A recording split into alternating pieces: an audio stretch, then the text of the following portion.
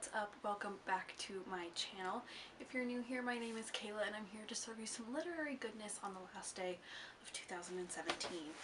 So quick disclaimer, I don't know if you've been watching the channel, but you might notice something a little different about me.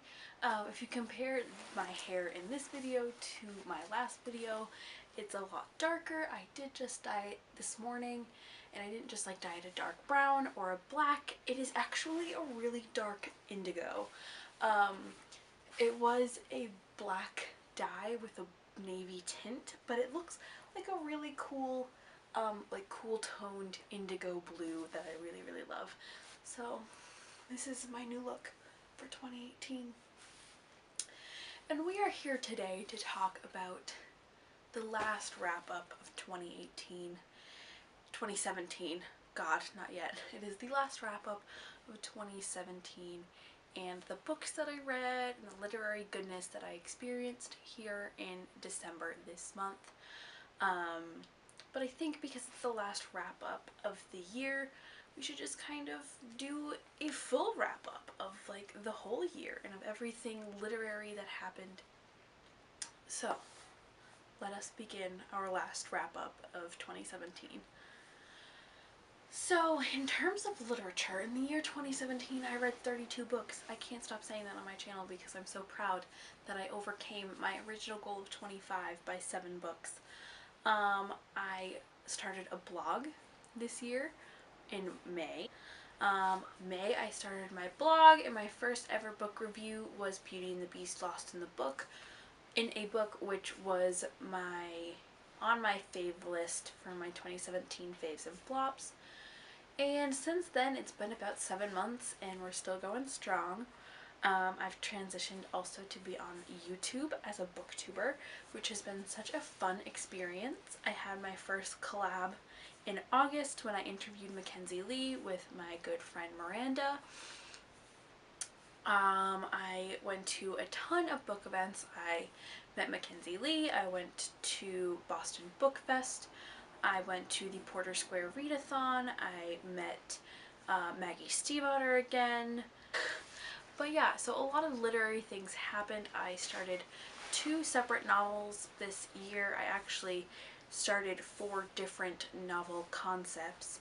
I started a collection of poetry, which I'm still continuing right now, and I also started a young adult novel series, which I am really excited about, and I got to work on this past couple of weeks. So it's been a really great experience in terms of writing, and I'm hoping to write even more in the coming year. I also participated very briefly in NaNoWriMo, which failed pretty quickly. Oops. Maybe next year we will try again when I am better prepared. So in terms of books for December, I read 5 books this month. My goal was 6 because I read 5 last month and I wanted to one-up myself. But Christmas is a crazy time. The holidays are always crazy. It was my birthday this month. I am now 19. So yeah, I did not get as much reading as I wanted to, but I did do my first 24-hour readathon. Another literature thing that I participated in was Booktubeathon, which you can see a blog post down on the website, which I will put down below. So I read 5 books this month, which was super, it was okay. I'm a little disappointed I didn't get the 6th one in there, but there are still 10 hours left in the day. I might be able to read a book somewhere in there, we shall see. But let's get into the books that I did read and what I thought about them. So the first book I read in literal 24 hours when I got home from college. It was Fangirl by Rainbow Rowell. It is a realistic fiction kind of young adult romance novel about this girl Kath in her first year at college and how she kind of navigates social anxiety and social awkwardness and being really nerdy and also finding love and kind of falling in love for the first time. And I thought this book was super adorable. I gave it 5 stars on Goodreads. I really enjoyed it. As you can tell, my flags went a little wild. There were so many lines that I was just like, oh yes. So just like little lines that meant something to me, that resonated with me, and there were a lot of them. I went through a package of green, consequently went through a package of red, and then started on the blues. So yeah, it was super good novel, really liked it. Now we're getting into the section that I did my 24-hour readathon. So I read Wizards of Once, which I really enjoyed, a sweet middle grade novel about magic and adventure and fantasy with illustrations throughout it and really strong characters, and character dynamics and the relationships were really sweet and lovely. And I really, really enjoyed this book, and I talked about it a lot in my 24-hour readathon video. So if you want to know more, go check it out there. Highly recommend this book. I gave it 4 stars, and I sold it to 5 from people at the bookstore because it's kind of the perfect transition between middle grade graphic novels and middle grade novels, and it's just a really sweet tale. It's the first of a series, and I can't wait to see what Cressida Cowell does with this next. Next we read A Little Something Different by Sandy Hall, another YA realistic fiction romance told from 13 different perspectives except from the 2 people that are in love or falling in love. I didn't really enjoy this book. I've talked about it enough, so I don't really want to waste any more time on it. It just was kind of immature and a little petty and weird, and I really didn't love it, and it didn't relate to the romance, especially after reading Rainbow Rolls. It just did not come up to par for me. There was some slut shaming and a lot of other things that just didn't seem realistic. Perspectives that were not necessary. I'm not going to talk about this goddamn squirrel one more time on this channel. So this one was about a 2-star review for me. I just really didn't like it. Then I read Once Upon a Time, Regina Rising, the origin story for the evil Queen Regina, and I really, really liked this one. It was a great way to kind of explore further into the world of Once Upon a Time. I love the TV show, and I'm rewatching the TV show this year, actually right now, and it's been super good, and I forgot how much I loved this series. I kind of stopped watching after the 2nd season, so it'll be fun to get back into it, but I really liked reading this story. The only thing that I did not like is that it was different from the show in that Regina's like love interest is like her painting teacher and not the stable boy that she falls in love with in the show. But it was a super good read. I read it super fast in like 3 hours. It was part of the 24-hour readathon, but I actually really liked the story, so it kept me going. We really saw like the more abusive side of Cora and how evil she really is, and how Regina's evil kind of stemmed from her mother's treatment of her, which was really interesting to see. And then the last full book that I read of 2017 was Shadow and Bone by Leigh Bardugo. Obviously I went to town flagging, but if we compare it to Fangirl, there are just not nearly as many flags in Shadow and Bone. And I was a little disappointed by this one. I probably gave it, I think, a 3-star review.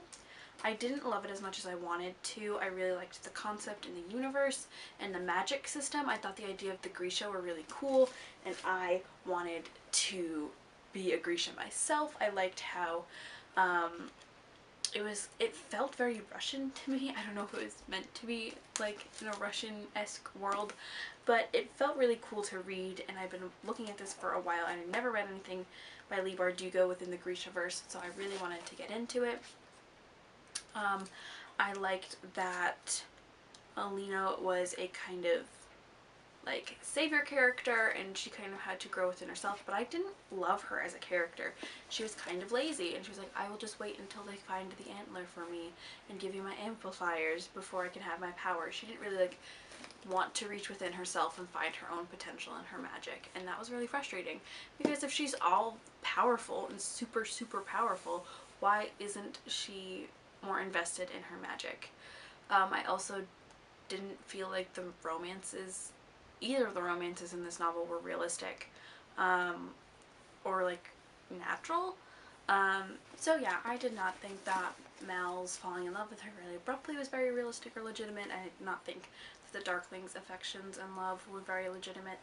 I am interested to see what happens in the next book and whether or not the Darkling will catch up to them again and what Alina will have to do in Siege and Storm. But yeah, I wasn't as impressed with this book as I thought I would be, which was a little disappointing. But I do really like Leigh Bardugo's creativity and her world building, as well as her writing style.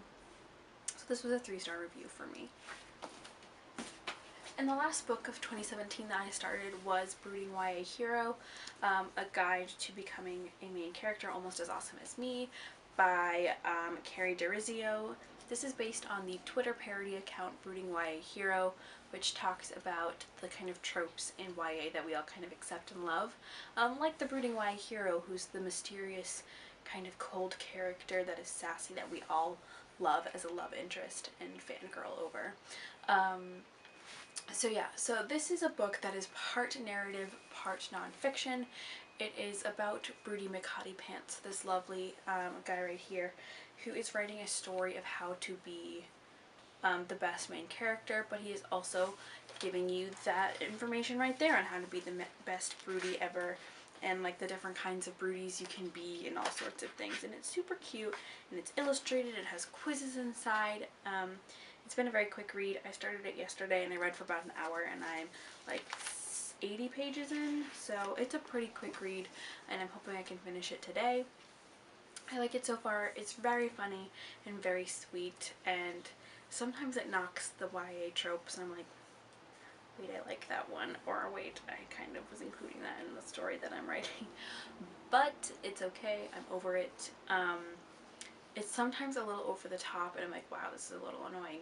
But for the most part, I do really like this book so far, and I will be doing a full review of it on the YouTube channel, and it will be in the January wrap-up when I actually finish it.